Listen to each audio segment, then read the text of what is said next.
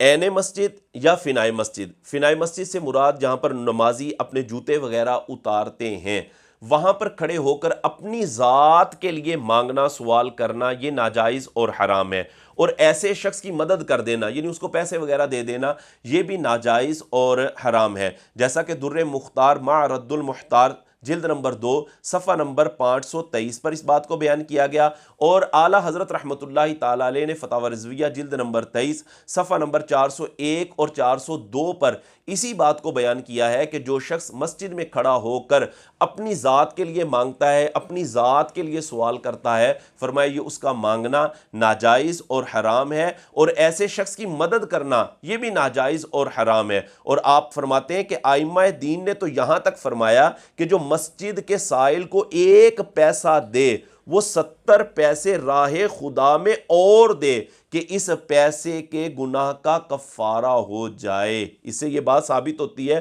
کہ جو شخص مسجد میں کھڑا ہو کر اپنی ذات کے لیے مانگ رہا ہے، اپنی ذات کے لیے سوال کر رہا ہے، تو اس کو دینا یہ بھی ناجائز اور حرام ہے۔ ہاں، اگر کوئی شخص کسی دوسرے محتاج شخص کی مدد کے حوالے سے کہتا ہے، یا مسجد کے لیے چندہ کرتا ہے، یا مدرسے کے لیے چندہ کرتا ہے، تو ایسا شخص اگر وہ اس طرح مسجد میں کھڑا ہو کر سوال کر رہا ہے یا لوگوں کو ترغیب دلا رہا ہے، اور اس سے نمازیوں کی نماز میں خلل نہیں آ رہا، اس نے نمازیوں کی گردنیں نہیں پھلانگی، مسجد میں شور و غل نہیں ہو رہا، تو اس طرح دوسرے محتاج شخص کی مدد کے حوالے سے کہنا، یا مسجد کے لیے چندہ کرنا، یا مدرسے کے لیے چندہ کرنا، یہ بالکل جائز ہے، ایسا کیا جا سکتا ہے، لیکن اپنی ذات کے لیے مسجد میں کھڑے ہو کر سوال کرنا یہ بالکل ناجائز اور حرام ہے، اور ایسے شخص کو دینا یہ بھی ناجائز اور حرام ہے۔